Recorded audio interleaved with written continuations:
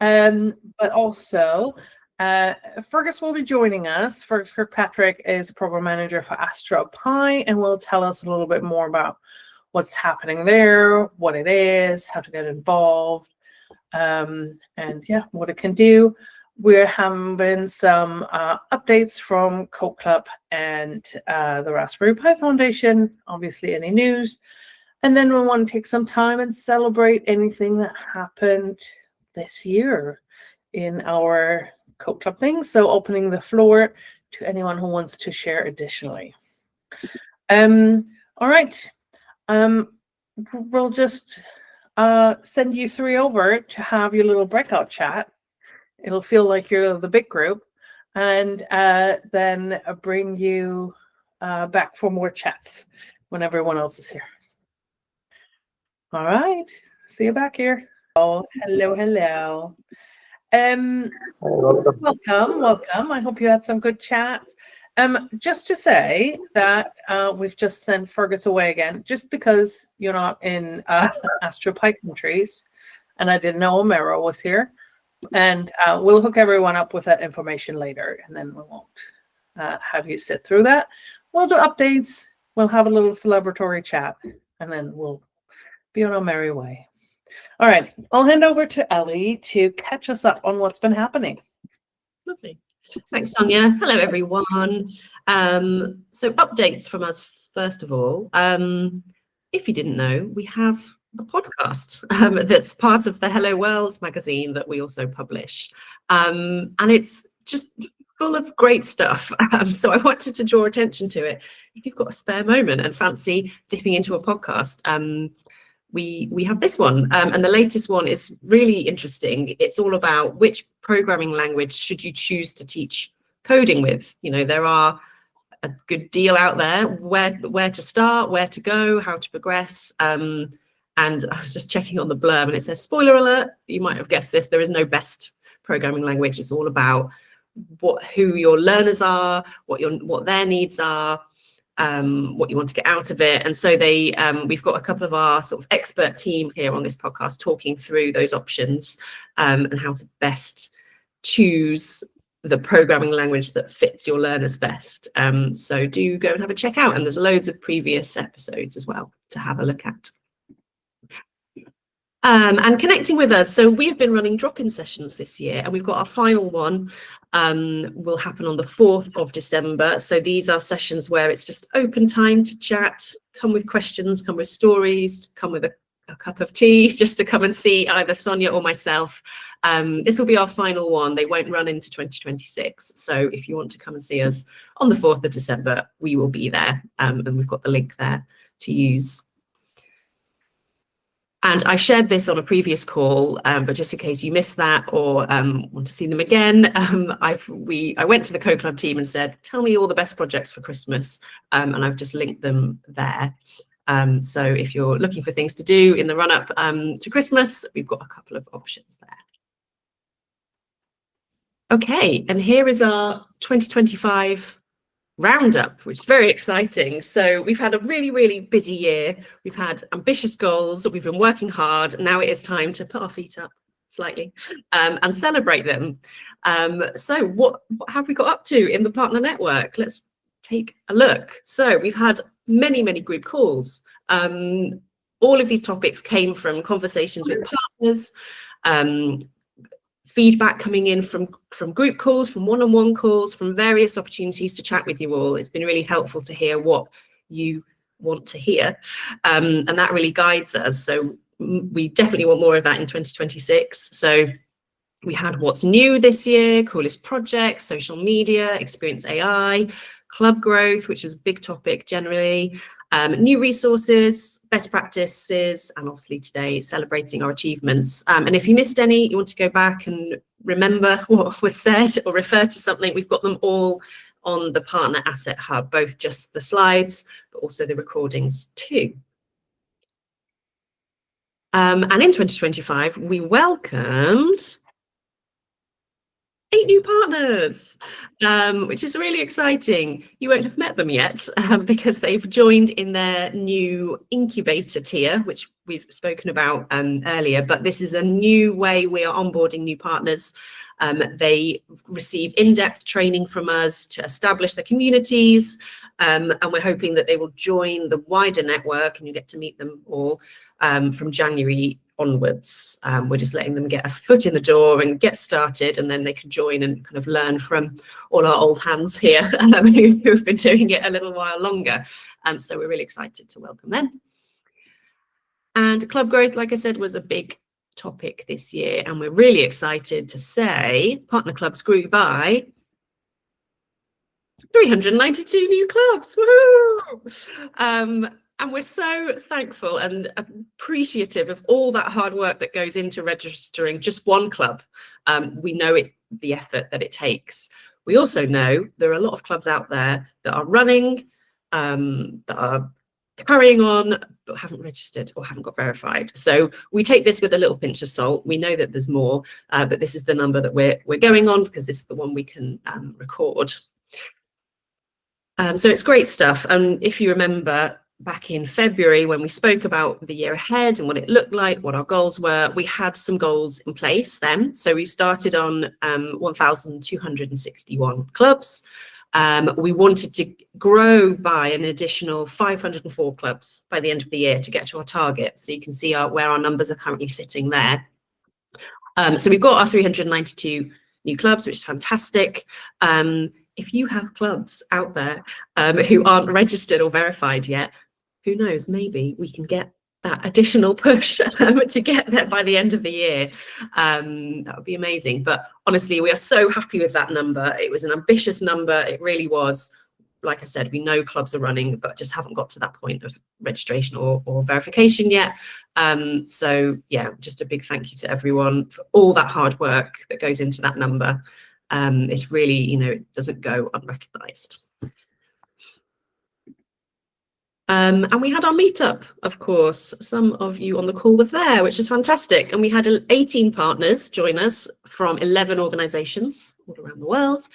And we had a fabulous time. You can see the photos there. It was so good to connect in person, share stories, share experiences, share ideas. I know people went away with lots of ideas to go and try out and things to, think about and new inspiration. We're all working across the globe in very, far away places. Sometimes you can feel a bit lonely doing your co-club work wherever you are. So we're so happy we got to bring everyone, well, a group of us together to just share in that moment. And we plan to do another one next year. We hope all things go well, and we hope to see more people on that one too. And we had some great feedback. Just want to say thank you for everyone for that lovely feedback. People were so happy to share their knowledge, learn about new content. We were able to demonstrate things in person, which is always great. We love the fact that people felt, proud to be there, happy to be there, and sad that it was only one day, not more. But yes, we're just so happy, and yes, hopefully we can have another similar thing next year.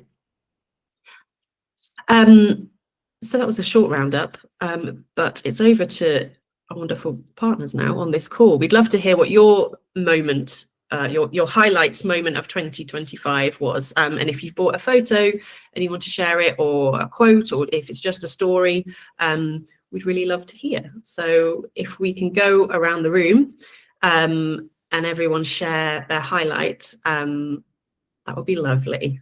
And I just wonder who would like to begin, who'd like to kick us off? It could be a small thing. It could be, something tiny, just a quote from a young person, or the look on their face when they figured something out. It doesn't have to be a big, massive thing, just something that stuck with you for this year. I'm happy to share. Can I put a slide up? Yeah. How do we do this? Oh, somebody's on mute. You can just steal the presentation. On the bottom, there's a button with a square and an arrow pointing up. That'll do share. Yeah, No. my system settings are denying me. Oh. Oh, maybe someone You want to else send it can over go. to me? If you want to send it, email it real quick. Yeah, it's just a Google slide, so I can I've added you as a send it co-host, to you. so maybe it'll. I think it's my laptop settings that are Yeah, usually. because you're recording and it's having an issue with that. Okay. I sent it in an email, Sonja. Great. Let's see.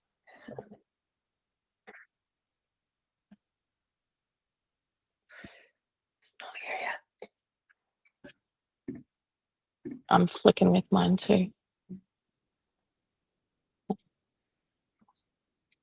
You're a long way away. Oh, there it is. I am.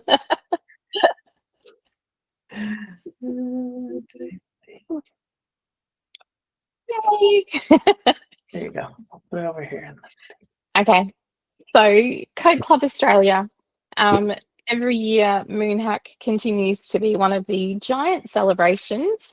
And this year, celebrating our 10th birthday, we reached a landmark 300,000 young people taking part over the 10 years. So it was super exciting to hit that. We're actually at 306,000 or something like that, which is really, really, really exciting. We had about 30,000 young people take part this year, and we're about 3 days from closing the competition side of it. So projects are just streaming in, which has been really lovely. We've had some great feedback from it this year. I've already done the planning for next year, so it's very exciting to, come up with a new concept and some new ideas, and we're going to trial a couple of different things next year. So I'm looking forward to that. And the second big one, which has been the most interesting ride I think I've ever experienced in project life, is this project called CodeMates. So here in Australia, the Telstra Foundation funds Code Club running. And a campaign that Telstra has come up with, which is our large telco company.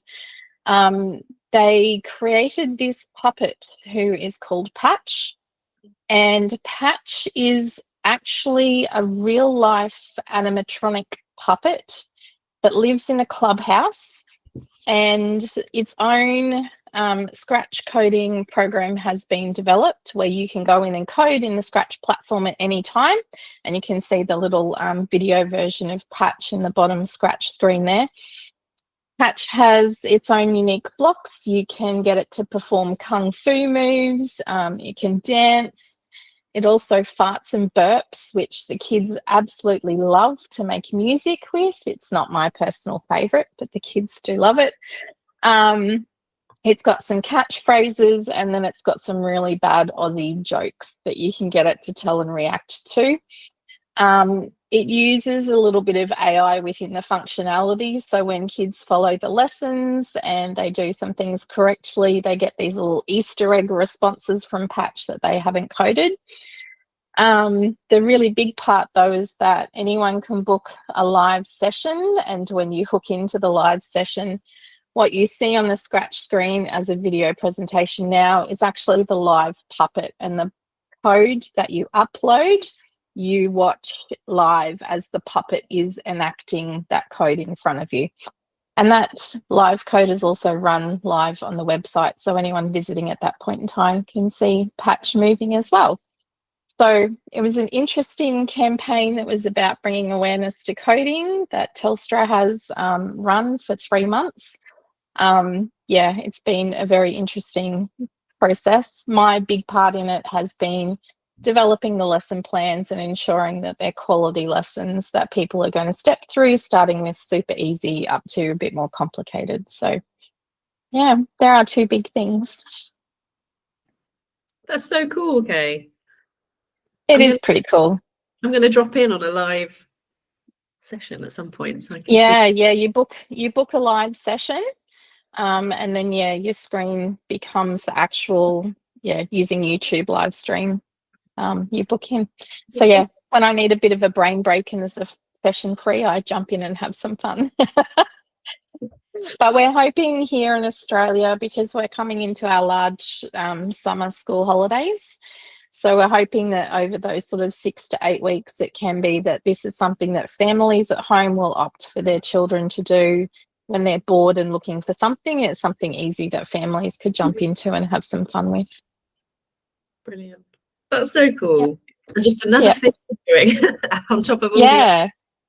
the Oh, it was massive. I've never worked with a team who, so the teams that did like the building of the puppet and building the software and everything, they're used to like this crunch deadline. So they're used to going, 6-month project, yeah, we'll do it in 3 weeks. I'm not used to that, so it was a hard pace to keep up with. Gosh, well done. Well done on Moonhack as well. That is such a super Thank you. massive achievement. Amazing numbers, and it's it's not, as you say, it's not quite over yet. You've got the last come in. Not quite. And I can share that our birthday blast off project that we had code clubs around the world contribute the young people's voices to has been the most popular project out of all of them, and it's actually had double the amount of like views and remixes and everything as opposed to all the other subjects. So yeah, that one really hit the mark. So thank you to everyone who contributed to that. It was great. That's super cool. Thanks so much, Kate. Fabulous. Who would like to share next?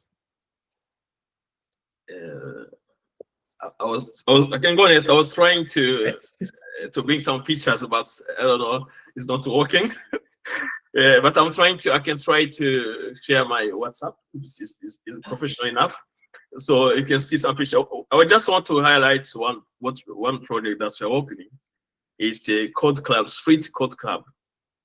So the idea is that our focus is in Burundi. When you talk about situation of children in the streets, they don't have any place to be now. People are trying to chase them from the streets. We have something called center. It is open. It needs a way. It is a prison, open prison, because whenever they catch children on the street, they just put there, and they will shift them in a rural area.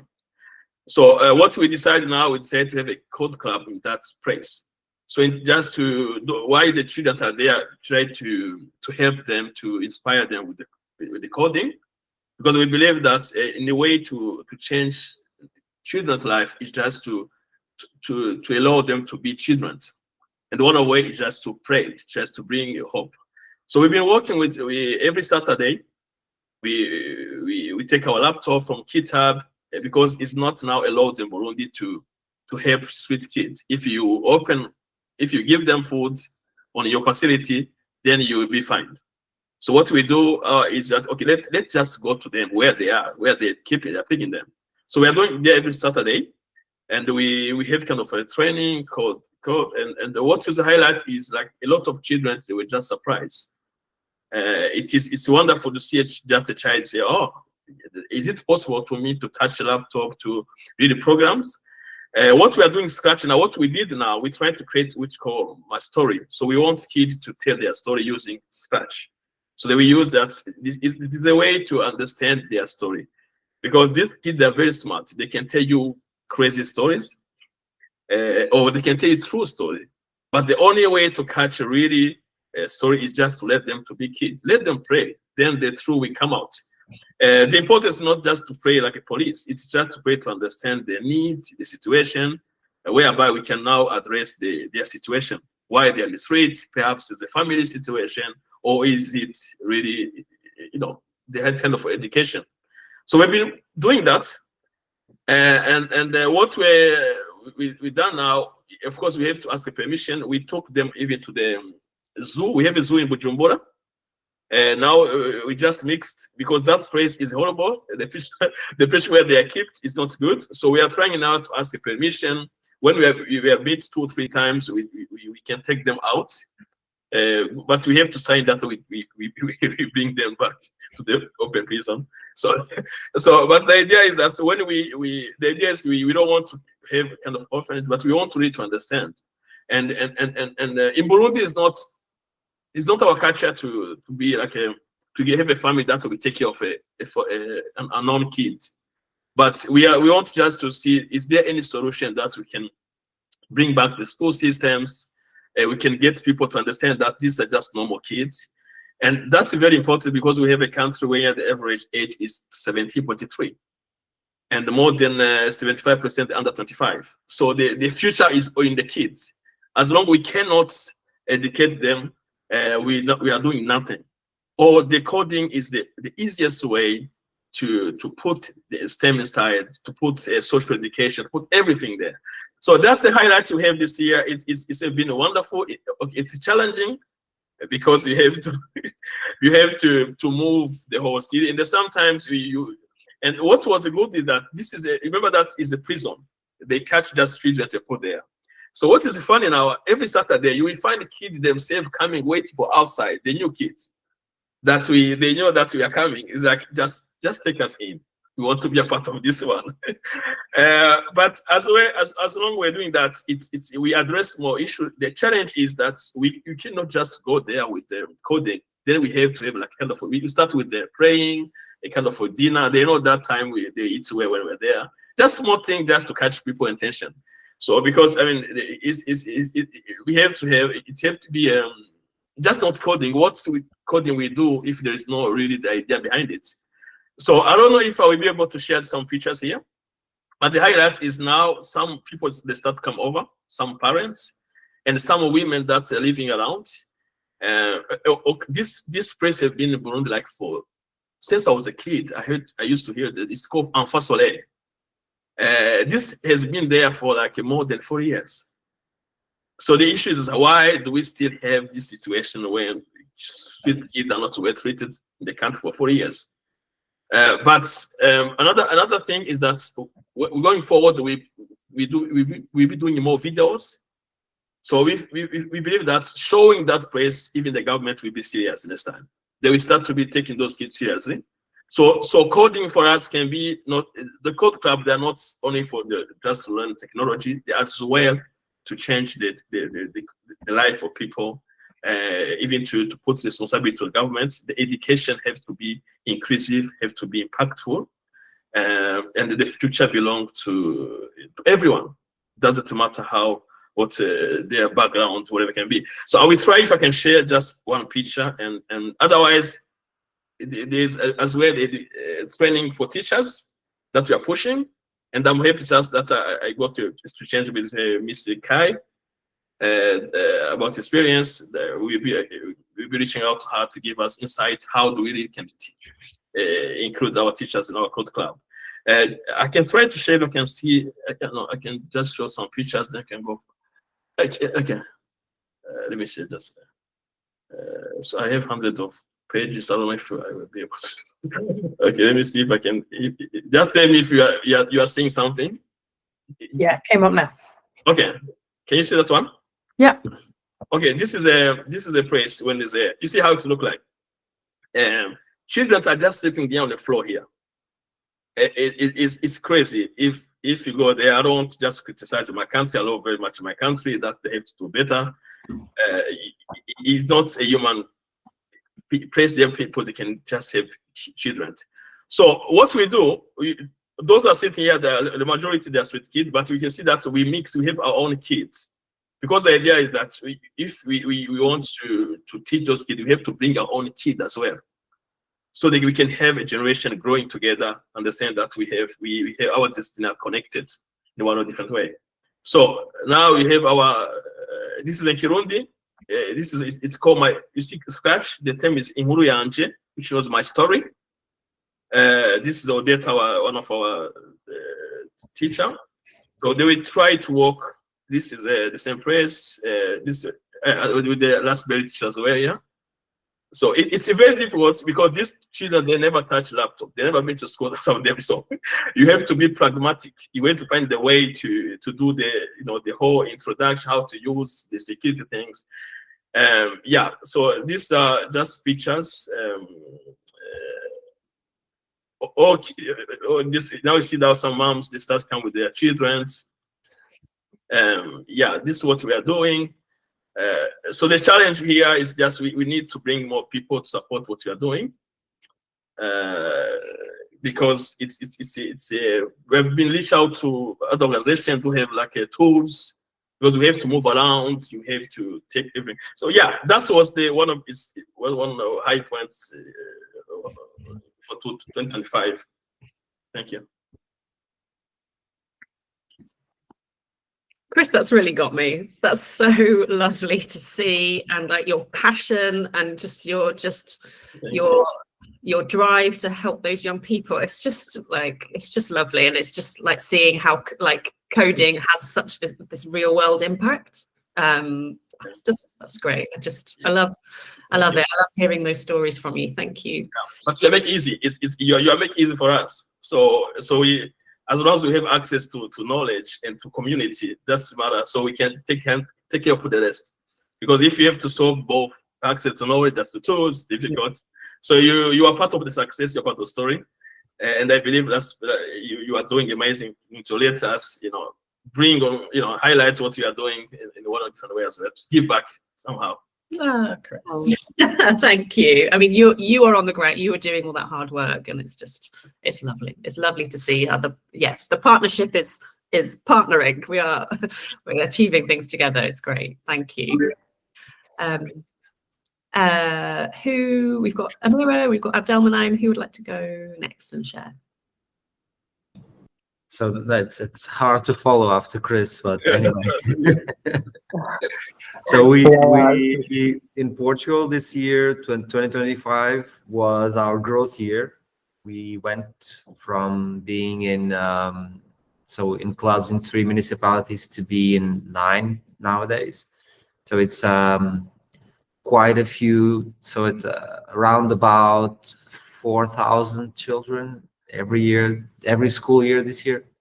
And as I was yesterday showing Ellie, we're at the same time trying to reinvent ourselves and platforms and materials and doing something less tech than what Kay has with the Codemates, but something in the sort of to keep kids going and keep them active and interested and motivated. So yeah, it's been I don't have any slides ready, but anyway, but it has been and it's going to be a very strong year up to the end of December this year for sure.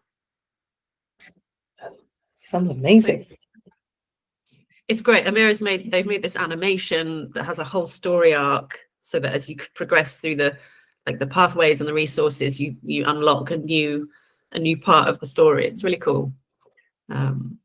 Yeah, it's great, Amira.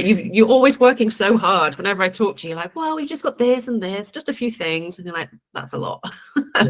Yeah, our boss is always going crazy with us because we're always, there's an expression in Portugal anyway, that we're always trying to find, another hole to dig ourselves into. So anyway, just to underline, Chris said it, and I think I've said it also, but I haven't said it in the past. I'll say it now. You guys do an amazing work, and all the opportunities we've had to meet people, connect with different sorts of ways of doing the same thing and solving the same problems is just an amazing way to save lots of time and be more effective. So congrats to you and to the rest of the team as well. Oh, Amira, thank you. We'll pass it on as well. So good. Wonderful. And Abdelmanem, would you like to round us off and share your highlight for this year? Okay, hello everyone. I hope everything is going well. So thanks for sharing this amazing insight. So from my side, question to spread the coding culture to schools.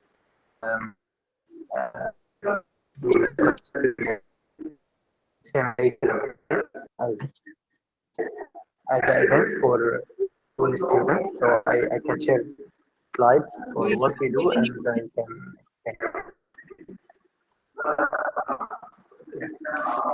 He said he can share a slide. Something about a showcase. Yeah. Sorry, Abdelmanem, the audio is really bad. Okay, so now you can hear me? Yeah. and we can see your screen.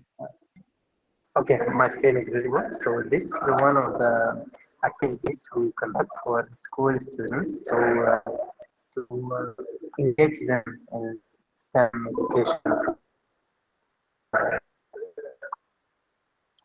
Where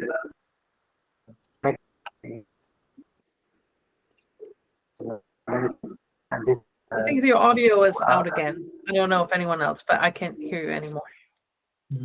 yeah. Okay, so now you can see. Hello.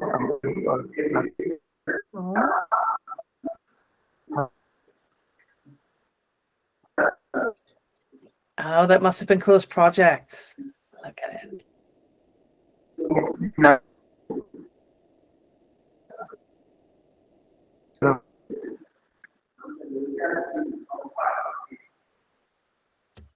We can see your photos at that time. Your audio is harder to hear. I don't know if you just want to show us a selection of photos for us to see. That's good. Yeah. Not just to coding, we teach the senior students to knowledge with other students in their community. So these students share their knowledge with other students. They don't have this knowledge to expand the STEM activities and curriculum activities. So here the other students give lessons for school students to teach them how they can use that video. And this from our activity. And we conduct also a panel discussion about human-robot collaboration in age of AI. So it's a mix between STEM instructors and school students. They share their opinion and how we can collaborate with robots to make the community easier. I'm not sure if I'm or not. Hello. Thanks, Abdulmanim. The photos were lovely to look at. I caught a little bit of your audio as well, and I know that was your first coolest projects, wasn't it? And you were providing that for Sudanese children who had been displaced to Egypt, and I just think your passion and perseverance in a difficult situation is so admirable. And it was just lovely to see that there was a real mix of boys and girls present as well, which is like, yes, really, really good to see. And I know you've got plans to like carry on and grow Coolest Projects even bigger next year. And just a huge congratulations for making that happen for the young people in your community. It's lovely. It's really great to see. And we're so lucky to have a partner that can do that. That's amazing. Well, thank you, everyone. It's been such a busy year, and so many amazing things have happened. It's been wonderful to meet some of you in person again this year. Sonja and Ruhi, I don't know if you have any highlights as well that you want to end on.